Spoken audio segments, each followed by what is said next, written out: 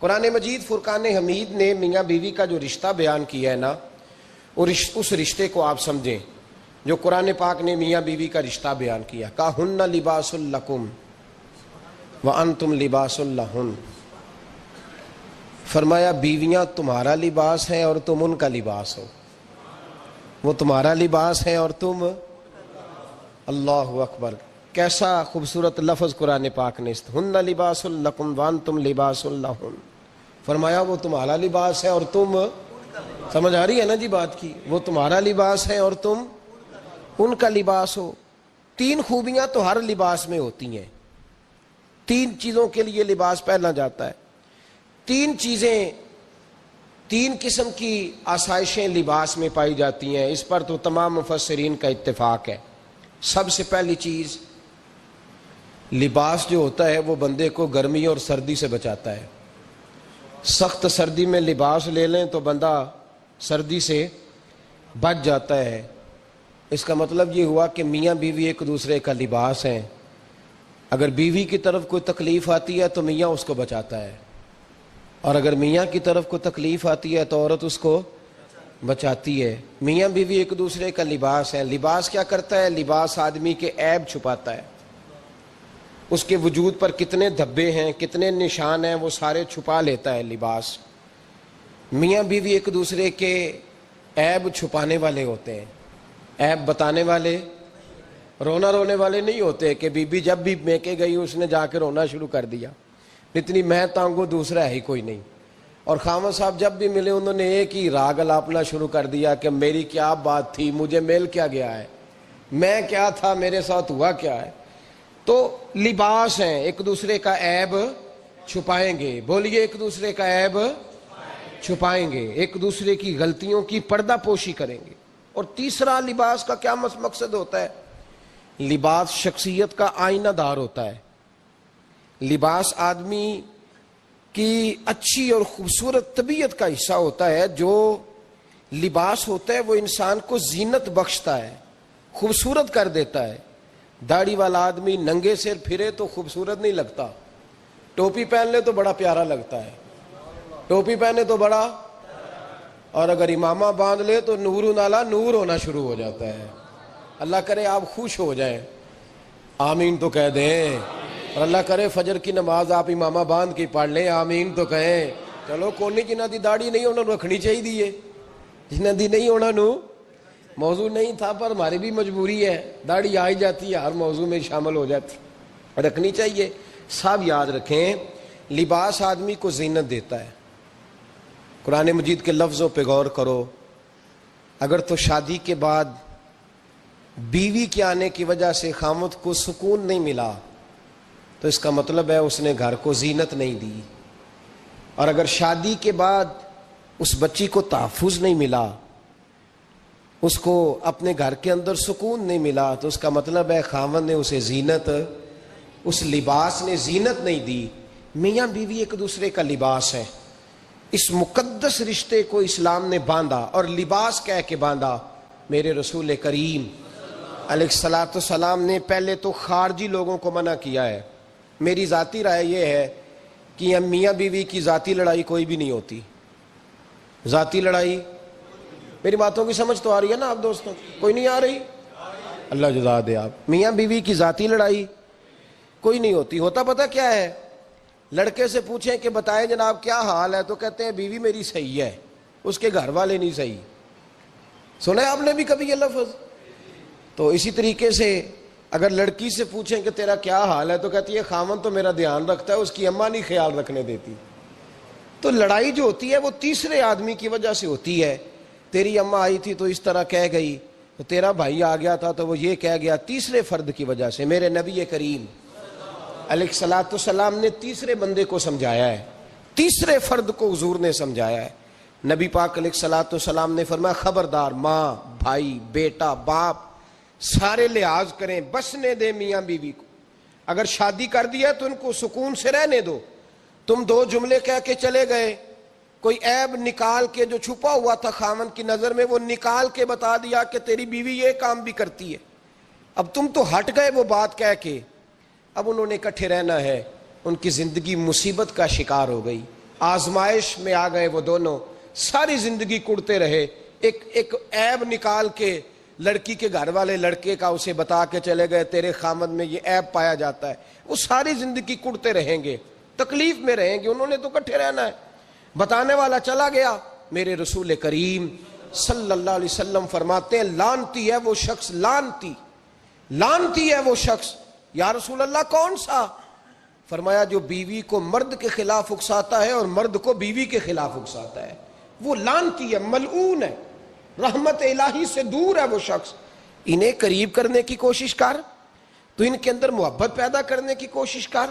میرے نبی کریم علیہ الصلوۃ والسلام نے جب حضرت سیدہ فاطمہ الزہرا رضی اللہ تعالی عنہا اور جناب سیدنا علی المرتضیٰ رضی اللہ تعالیٰ عنہ کی شادی کی تو نبی پاک نے دونوں کے سر جوڑے اور دونوں کے درمیان محبت کی دعا فرمائی، دونوں کے درمیان محبت کی دعا فرمائی۔ اور نبی پاک صلی اللہ علیہ وسلم حضرت فاطمہ کے سامنے جناب علی کے فضائل بیان فرماتے، اور جناب علی آتے تو نبی پاک فرماتے فاطمہ تو میرے وجود کا حصہ ہے، وہ تو میرے جگر کا ٹکڑا ہے۔ تو ان دونوں کے درمیان الفت پیدا، یہ سب سے پہلے تو خارجی لوگ اس بات کا خیال کریں، سب سے پہلے تو خارجی لوگ خیال کریں، توجہ دیں کہ ان کو بکھرنے سے بچائیں۔ اب میاں بیوی بھی سمجھ لیں کہ ہماری ذمہ داریاں کیا ہیں۔ مسند امام احمد بن حنبل میں حضرت ابو درداء رضی اللہ تعالیٰ عنہ سے حدیث مروی ہے، نبی کریم صلی اللہ علیہ وسلم کی بارگاہ میں ایک خاتون نے آ کے عرض کیا یا رسول اللہ صلی اللہ علیہ وسلم مجھے بتلائیے خاوند کا حق کیا ہے۔ یہ جو حدیث سنانے لگا ہوں نا، یہ بیٹی کو سنانی ہے، جا کے یہ ٹیلی فون کر کے بہن کو سنانی ہے، صرف بیوی کو سنانے کی نہیں ہوتی یہ چیزیں۔ یہ حدیث بیٹی کو سمجھائیں، بہن کو سمجھائیں، ان لوگوں کو سمجھائیں تاکہ، اور یہ یاد رکھیں خاوند کے حقوق اگر بچی کے گھر والے اسے سکھائیں نا تو اس کی سمجھ میں جلدی آ جائیں گے، اور بیوی کے حقوق اگر خاوند کے گھر والے اس کو سمجھائیں تو اس کی سمجھ میں بات جلدی آئے گی، وہ خیر خواہ سمجھتے ہیں اپنے رشتہ داروں۔ یہ والی حدیثیں ان لوگوں کو سنانی چاہیے جن لوگوں کا بچہ ہے یا بچی ہے، متعلقہ آدمی حقوق بیان کرے۔ جب متبادل چیز کسی کے سامنے آتی ہے تو وہ کئی دفعہ سمجھتے ہیں کہ خلوص اس میں پورا نہیں پایا جاتا۔ حضرت ابو درداء رضی اللہ تعالیٰ عنہ فرماتے ہیں ایک خاتون حضور کی بارگاہ میں آئی، عرض کرنے لگی یا رسول اللہ صلی اللہ علیہ وسلم میں نکاح کرنا چاہتی ہوں، شادی کرنا چاہتی ہوں، مجھے بتلائیے خاوند کا حق کیا ہے، اگر تو میں ادا کر سکتی ہوں تو میں نکاح کروں ورنہ میں اس کام سے بچوں۔ میرے نبی کریم علیہ الصلوۃ والسلام نے فرمایا بی بی اگر خاوند کے ناک سے رینٹ نکلے، ریشہ نکلے، پیپ بہے اس کی ناک سے، اور بی بی اپنی زبان سے وہ صاف کر دے تو پھر بھی اس کا حق ادا نہیں ہوتا۔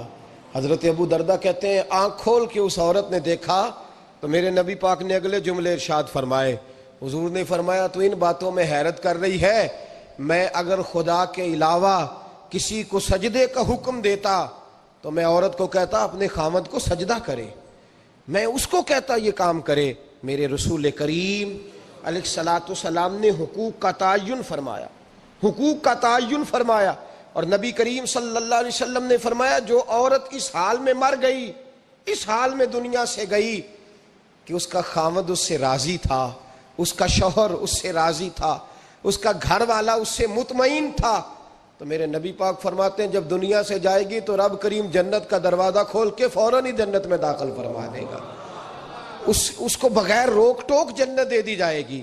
شرط یہ ہے کہ وہ جب دنیا سے جائے تو اس حال میں جائے کہ اس کا خاوند اس سے شکوے نہ کرتی پھرے، شکایتیں نہ کرتی پھرے، شکایتیں نہ کرے۔ ہمارے زمانے میں شکایتیں ہوتی ہیں، اور خواتین عورتیں اس بات کو سمجھتی نہیں کہ اللہ نے جو میرے نصیب میں رکھا تھا اور جو خاوند رب نے میرے لیے پسند کیا تھا وہ اللہ نے مجھے عطا فرما دیا ہے۔ وہ شکوے کرتی ہیں، شکایات کرتی ہیں، اور دوسری عورتوں کو سامنے رکھ کے وہ فلاں کے حصے میں یہ چیز آئی، فلاں کے حصے میں یہ چیز آئی، فلاں کا خاوند یوں کرتا ہے، شکوہ کرتی ہیں۔ میرے رسول پاک علیہ السلام نے فرمایا عورتیں کثرت سے جہنم میں جائیں گی، کثرت سے۔ تو ایک صحابی رو پڑے، ایک حدیث میں لفظ یہ ہے رو پڑے، عرض کرنے لگے یا رسول اللہ وہ ہماری مائیں بھی ہیں، بیٹیاں بھی ہیں، بہنیں بھی، حضور جہنم میں جائیں گی؟ نبی پاک صلی اللہ علیہ وسلم نے فرمایا ایک تو وہ عیب جوئی کرتی ہیں، غیبتیں کرتی ہیں، دوسرا رب کا شکر ادا نہیں کرتی، اور تیسرا فرمایا اپنے خامن کا بھی شکریہ ادا نہیں کرتی، بات بات پہ ناشکری کرتی ہیں، بات بات پہ ناشکری کرتی، اس سبب سے جہنم میں جائیں گے۔ عورت کے حقوق کا تعین فرمایا، اور ساتھ ہی میرے رسول پاک علیہ السلام نے مرد کی طرف توجہ فرمائی، اور کیا خوبصورت لفظ ارشاد فرمایا تم میں ہر آدمی اپنے آپ کو اچھا سمجھتا اور اچھا کہتا ہے، ہر آدمی کہتا ہے، لیکن کوئی اگر مجھے آ کے پوچھے گا کہ محبوب آپ کی امت میں اچھا کون ہے، تو حضور فرماتے ہیں میں اسے اچھا سمجھوں گا جو اپنے گھر والوں کے حق میں اچھا ہے، جو اپنی بیوی خیرکم لأہلہ، تم میں سے بہترین وہ ہے جو اپنے گھر والوں کے لیے اچھا ہے، اور فرمایا جاؤ میرے گھر جا کے پوچھ لو وانا خیرکم لأہلہ، میں تم سب سے زیادہ بڑھ کر اپنے گھر والوں کے لیے اچھا ہوں، تم میں بہترین وہ ہے جو اپنے گھر والوں کے لیے، بال بچوں کے لیے، بیوی کے لیے اچھا ہے۔ رسول کریم علیہ السلام نے خامن کو حکم دیا اور ارشاد فرمایا کہ عورت ٹیڑھی لکڑی ہے، بیچاری کو اللہ نے عقل پوری نہیں دی۔ ایک بچہ چھوٹا ہوتا ہے، ہمیں پتہ ہوتا ہے کہ اس کا شعور پورا نہیں، اگر کوئی غلطی کرے تو کیا اسے نکال دیا جاتا ہے گھر سے؟ بولے، چھوٹا بچہ ہے وہ کئی دفعہ بڑا نقصان کر دیتا ہے، آپ کیا کہتے ہیں؟ اسے مارتے ہیں، کلاڑی لے آتے ہیں اس کے لیے؟ اس طرح کرنا چاہیے، اس کے ابے کو بلا لینا چاہیے، بےزتی کرنی چاہیے پنچایت میں بٹھا کے کہ یہ غلطی کی ہے تیرے بچے نے۔ بھائی دادا یہ کام کرتا ہے؟ بولے نا، کیوں نہیں کرتا؟ وہ کہتا ہے ہمارا بچہ نہ سمجھ ہے، اپنا پوتا ہے، ہمارا اپنا ہے، اگر ہم اس کا ایپ باہر نکالیں گے تو بڑا کام غلط ہو جائے۔ لیکن وہی ابا جی جب بہو کوئی غلطی کر بیٹھتی ہے تو پنچایت بلاتے ہیں، لوگوں کے سامنے معاذ اللہ تعالیٰ بڑی کڑوی کسیلی باتیں کرتے ہیں، ایسی باتیں کرتے ہیں کہ جو ان کی بیٹی کے بارے میں کہی جائے تو وہ کبھی پسند نہ کریں، اتنے سخت جملے کہے جاتے ہیں، بیٹی والے کو رسوا کیا جاتا ہے۔ میرے نبی کریم علیہ السلام نے فرمایا یہ ٹیڑھی لکڑی ہے، بیچاری کو اللہ تبارک و تعالیٰ نے اپنی حکمت کے تحت عقل آدی عطا فرمائی ہے، تم اگر چاہو گے سیدھی کرنا تو یہ ٹوٹ جائے گی، سیدھی نہیں ہوگی۔ حضور کیا کریں؟ فرمایا اس کے ساتھ گزارا کرو، اللہ تمہیں اجر عطا فرمائے گا، اس کے ساتھ وقت گزارو، اللہ تمہیں اس کا، یہ ذہن بنانا چاہیے خاوند کو کہ یہ، اور خاوند کی ذمہ داری ہے۔ اعلیٰ حضرت رحمۃ اللہ علیہ نے فتاوی رضویہ کی 24ویں جلد میں بالتفصیل لکھا ہے، آپ فرماتے ہیں خاوند کی ذمہ داری عورت کو کپڑا فراہم کرنا، روٹی فراہم کرنا، رہنے کے لیے گھر دینا، نان نفقے کا خیال کرنا، اور آپ فرماتے ہیں اگر وہ مطالبہ کرے تو ہفتے میں ایک دن اس کے ماں باپ سے ملانے بھی لے جا سکتا ہے، ہفتے میں، جی کوئی نہیں بول دے تسی، ہفتے نہیں، یہ نہیں صحیح لفظ، ہر ہفتے اے سوکھ ہے، کدوں ملان کھڑنا ہے؟ پاویں نہ بولو، گل جڑی سچی ہو تے سچی ہے، ملان کدوں لے جانا ہے؟ اچھا اپنی اماں نو روز ملتا ہے سویرے شام، تے وہ کہندی مینوں بھی اماں نو ملا لیا، تے کہندا روز نہیں جائیدا، تے تم بھی نہ ملا اپنی اماں نو روز بھائی۔ دیکھیں نا اعلیٰ حضرت فرماتے ہیں ہفتے میں ایک دفعہ ماں باپ سے بولے۔ بیٹی کا پیار ماں باپ سے زیادہ ہوتا ہے کہ بیٹے کا؟ لو تو سارے انہوں پتا ہے، یعنی تسی گھٹ کر دے ہو نا، تاں بیٹی دا نام لیا جے، صحیح بات کر رہا ہوں؟ تو جس کا پیار زیادہ ہے اس کو روک دیا، کہتے نہیں روز نہیں جائیدا، سال بعد جائیں، بلکہ ان تے اللہ خیر کرے، اللہ پاک فضل کرے، داماد صاحب کی عزت ہی نہیں نہ ہوتی، اس کو آنکھوں پہ بھی اٹھائے تو کہتے ہیں تیرے گھر دے میری عزت نہیں کر دے، پتہ نہیں ان تو عزت بھائیا کیڑی شاید نہ رکھیا ہے، وہ کیڑی ہے جڑی تینوں چاہیے، اللہ ہی بہتر جانتا ہے۔ عزت نہیں کرتے تو لہذا میرا پروٹوکول نہیں، پھول لے کے کھڑے نہیں ہوتے گلی میں، وہ باہر نہیں نکلتے، وہ اشتہار نہیں چھاپتے کہ داماد صاحب آ رہے ہیں، اور ویسے بھی میں کہاں جاؤں، مطلب یہ کہ چپس بھی نہیں ہے، انہوں نے سنگ مرمر بھی نہیں لگوایا ہوا، تو میں کیسے جاؤں، میری شان کے خلاف۔ اعلیٰ حضرت فرماتے ہیں ہر ہفتے وہ بیٹی جو ہے، تو بیٹیاں بیٹیاں ہوتی ہیں، یہ تو اس دن پتہ چلتا ہے نا جب اپنی بیٹی بندہ ڈولی میں ڈالتا ہے، پھر پتہ چلتا ہے کہ دل کرتا ہے ہر ہفتے اس کو ملنے کو، دل کرتا ہے کہ وہ آئے، چہرہ دکھائے، ایک دفعہ مل جائے، ہر ہفتے اس کو ملوانے لے کے جائے، اس کی غلطیاں معاف کرے، اس کے عیبوں پہ پردہ ڈالے، اس کی کوتاہیوں کا خیال کرے، اس سے درگزر کرے۔ میرے نبی کریم صلی اللہ علیہ وسلم نے فرمایا میں اپنی امت کو حکم دیتا ہوں کہ اپنی بیوی سے بغض نہ پالنا، بغض نہ پیدا کرنا، کوئی غلطی کرے تو بغض نہ پیدا کرنا، بغض نہ رکھ لینا سینے میں کہ تو ہے ہی ایسی، تو ہے ہی، بغض نہ پالنا۔ اور کیا خوبصورت لفظ ہیں حضرت خدیجہ الکبریٰ کے سرتاج کے، اور کیا لفظ ہیں جناب سیدہ آمنہ کے لال کے۔ میرے نبی پاک فرمانے لگے اگر تمہیں اپنی بیوی کی کوئی عادت ناپسند ہے تو غور کر لو، ڈھونڈ لو، اس میں ایسی بھی عادت تمہیں ضرور مل جائے گی جو تمہیں بڑی پسند ہوگی۔ ڈھونڈ لو، غور کر لو، مل جائے گی، کوئی ایسی بھی مل جائے گی جو تمہیں بڑی پسند ہوگی، وہ بھی تمہیں مل جائے گی۔ ڈھونڈو تو صحیح، تلاش تو کرو، بغض کی اینک نہ لگانا، بغض کی اینک لگا کے دیکھو گے تو کچھ نہیں ملے گا۔ نبی رحمت سید عالم صلی اللہ علیہ وسلم، پہلی بات یہ ہے کہ اللہ کے حبیب نے تعین فرمایا، اور پھر عملی طور پر حضور نے وہ چیزیں کر کے دکھائیں۔ کافر اسی پچ ہو گیا، پھر تشبیہ مسلح کی کرنا، اساں ظاہر نو رب منیائے، باطن دا اللہ کی کرنا، اساں ظاہر نو رب منیائے،